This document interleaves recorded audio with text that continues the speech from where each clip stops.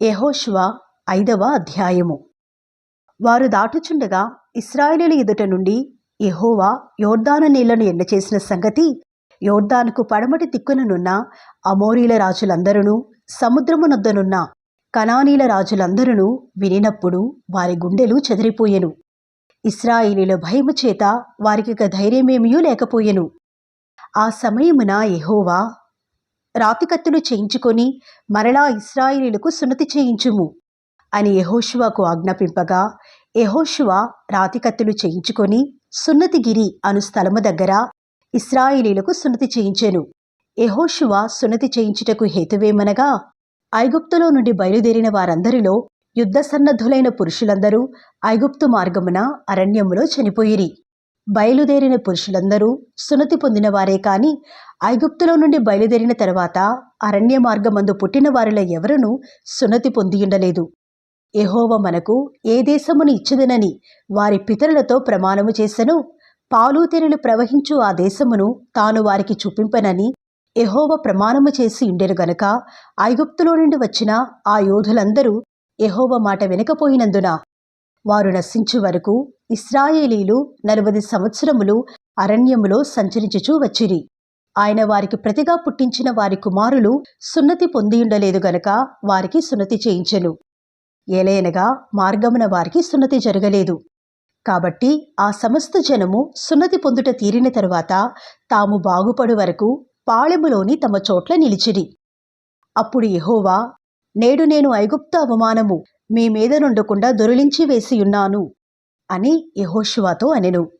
అందుచేత నేటి వరకు ఆ చోటికి గిల్గాలను పేరు. ఇశ్రాయేలీయులు గిల్గాలులో దిగి ఆ నెల 14వ తేదీని సాయంకాలమున యెరికో మైదానములో పస్కా పండుగను ఆచరించిరి.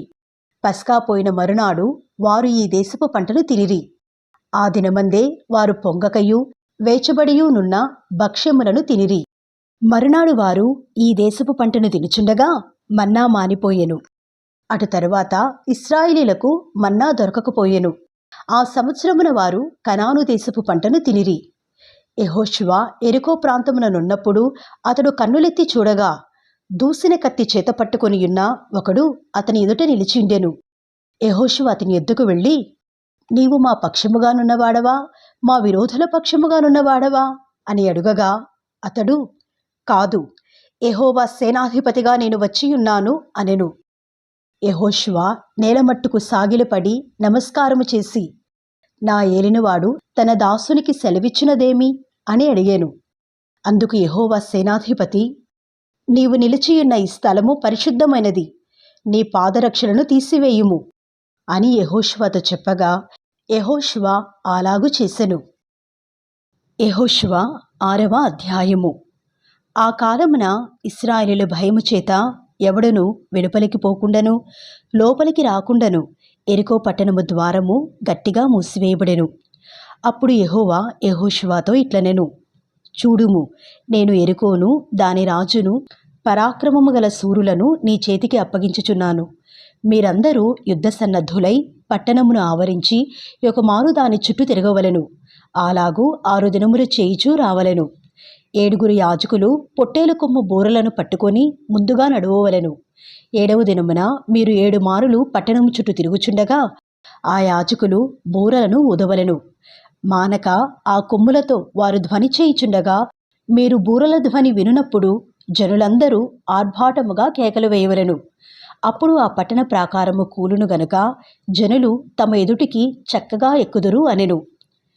నూను కుమారుడైన యెహోషువ యాజకులను పిలిపించి, మీరు నిబంధన మందసమును ఎత్తుకుని మోయుడి.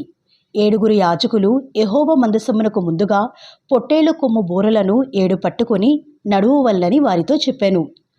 మరియు అతడు, మీరు సాగి పట్టణమును చుట్టుకొనుడనియు యోధులు యెహోవా మందసమునకు ముందుగా నడవవలననియు ప్రజలతో చెప్పెను. యెహోషువ ప్రజలకు ఆజ్ఞాపించిన తరువాత 7 యాజకులు పొట్టేలు కొమ్ము బూరలను 7 యెహోవా సన్నిధిని పట్టుకొని సాగుచు ఆ బూరలను ఊదుచుండగా యెహోవా నిబంధన మందసమును వారి వెంట నడిచెను.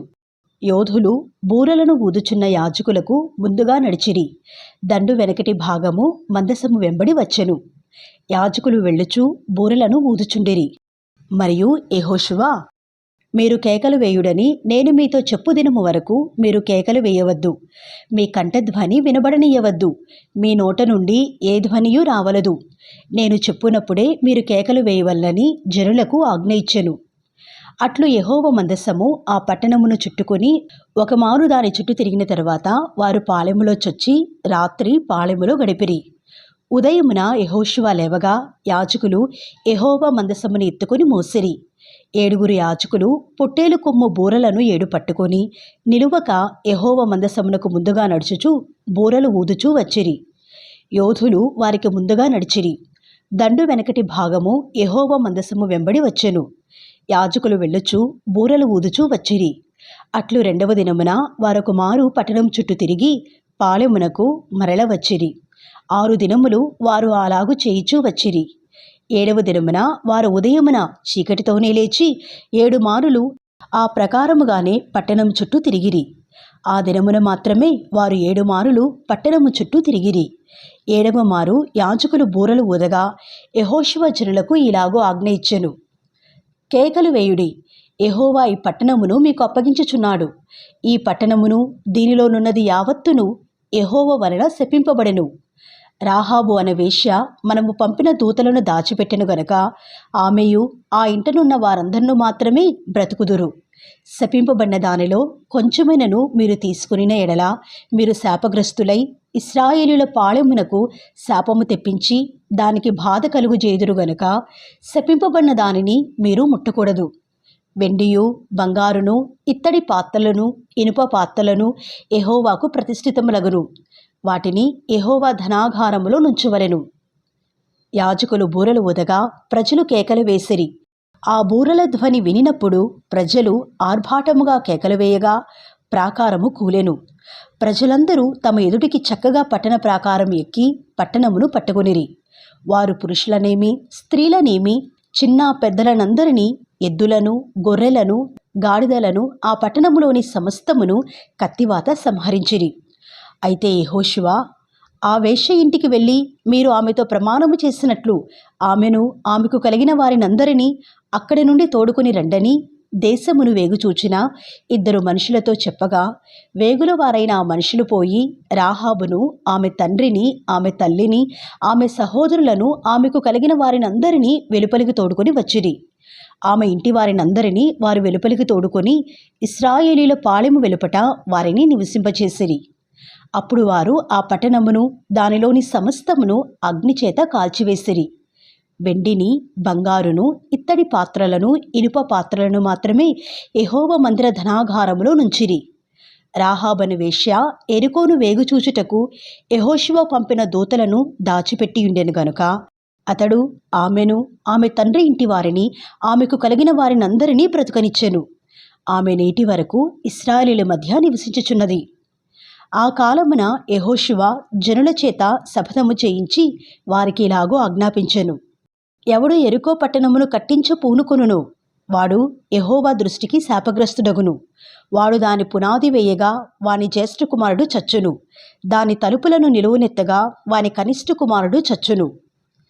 యెహోవా యెహోషువకు తోడైండెను గనుక అతని కీర్తి దేశమందంతటను వ్యాపించెను. యెహోషువ 7వ అధ్యాయము. శపితమైన దాని విషయంలో ఇశ్రాయేలీలు తిరుగుబాటు చేసిరి.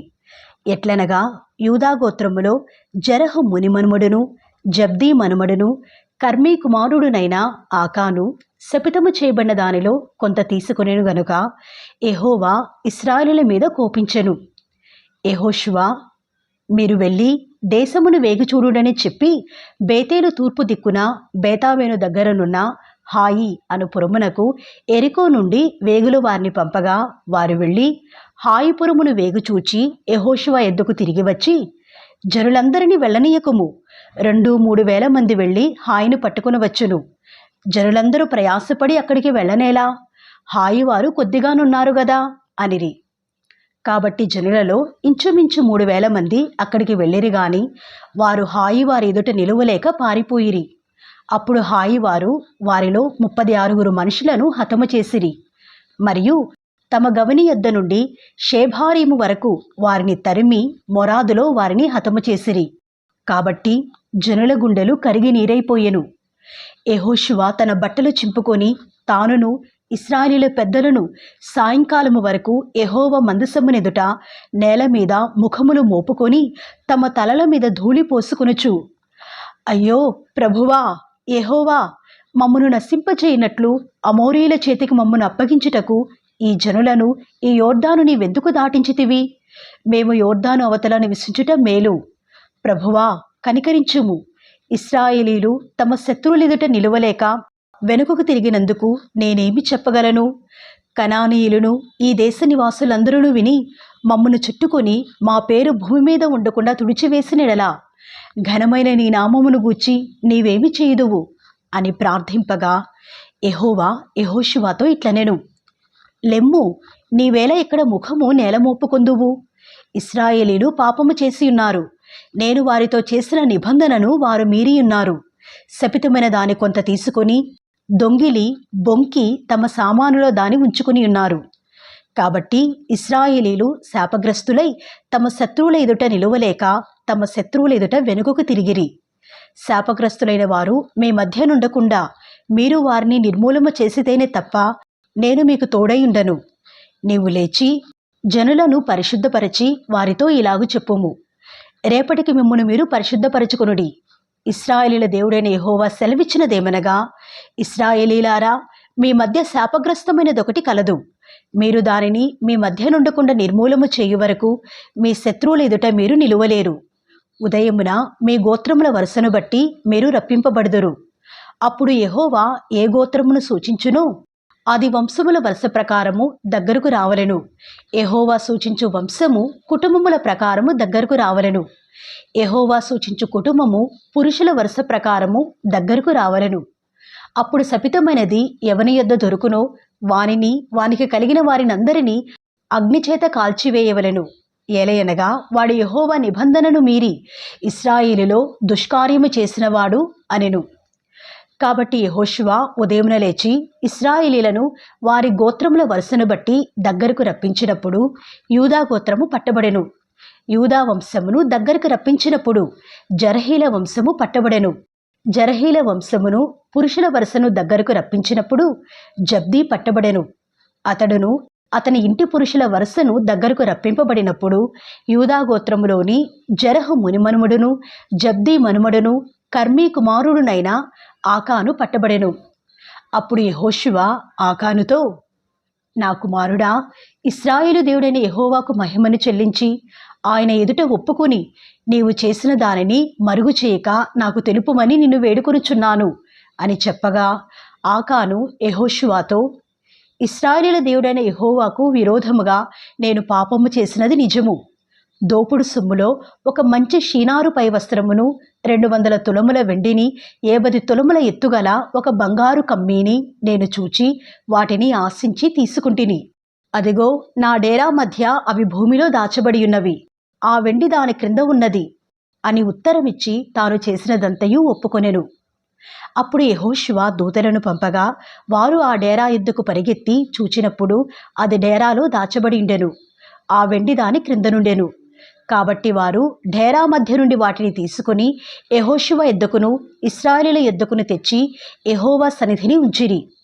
తరువాత యెహోషువయు ఇశ్రాయేలీయులందరూ జరహు కుమారుడైన ఆకానును ఆ వెండిని ఆ పైవస్త్రమును ఆ బంగారు కమ్మీని ఆకాను కుమారులను కుమార్తెలను ఎద్దులను గాడిదలను మందను డేరాను వానికి కలిగిన సమస్తమును పట్టుకొని ఆకోరు లోయలోనికి తీసుకుని వచ్చిరి.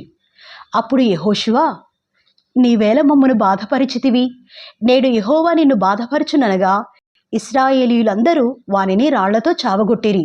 వారిని రాళ్లతో కొట్టిన తర్వాత అగ్నిచేత కాల్చి వారి మీద రాళ్లను పెద్ద కుప్పగా వేసిరి. అది నేటి వరకు ఉన్నది. అప్పుడు యెహోవా కోపోద్రేకము విడిచిన వాడై మళ్ళుకొనెను. అందుచేతను నేటి వరకు ఆ చోటికి ఆకోరు లోయ అని పేరు.